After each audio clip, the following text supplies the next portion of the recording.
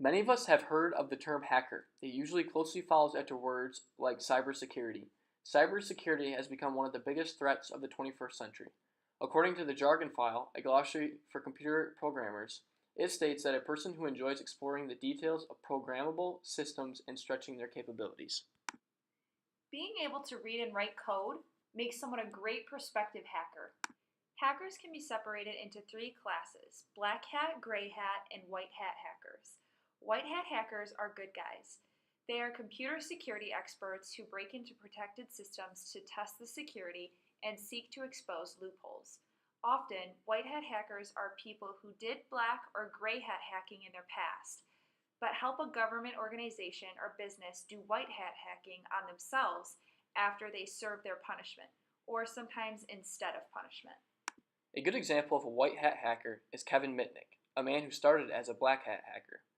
His hacking career rose from manipulating public bus systems to $160,000 in damage to Digital Equipment Corp.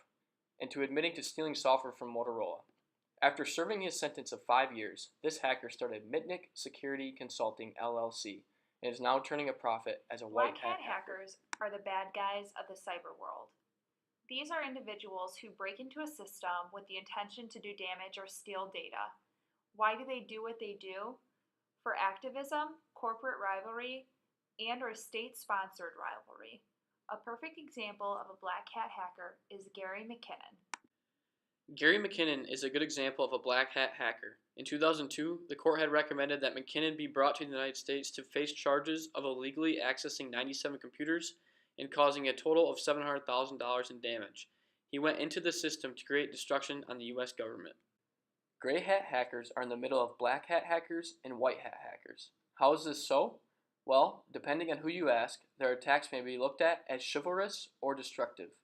They work to uproot truths and shed light on the flaws of large corporations or the government. Although they do shed light, breaking into the JP Morgan Chase website or even the Navy's website is against the law. One group who can be categorized as gray hat hackers are the renowned group Anonymous. They are the most notorious and well-publicized hacker group. They have been known since 2008 when they notified the Church of Scientology they were going to hack them, and they did. Anonymous's tagline is, Knowledge is free. We are anonymous. We are legion. We do not forgive. We do not forget. Expect us. Anonymous has launched numerous attacks on websites of government departments, politicians, multinationals, the Church of Scientology, and hundreds of ISIS Twitter accounts. They don't care who it is. They hack to shed light on weakness. One of the group's most far-reaching campaigns was the attack launched against PayPal, Visa, and MasterCard. This was called Operation Avenge Assange, in response to the leash that was hung around the neck of WikiLeaks. In effect, WikiLeaks was and still is dependent on donations to stay afloat.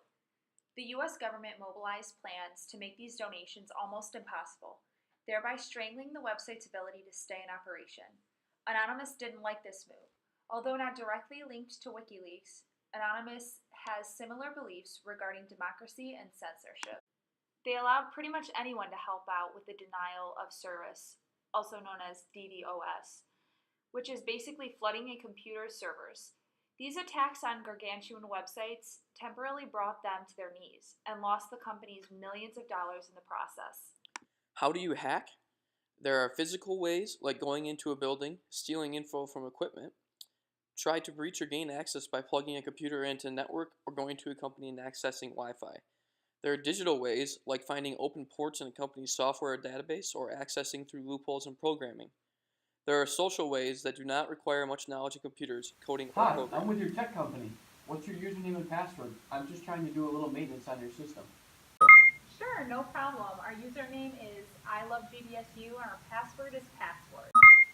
Alright, so username is iHeartGVSU and password's password? Alright, sweet. The truth of hacking is that there is no way of escaping internet hacking. Be aware that as technology grows more advanced, so does the hunger of hackers to find loopholes and gather data not provided to the average human eye.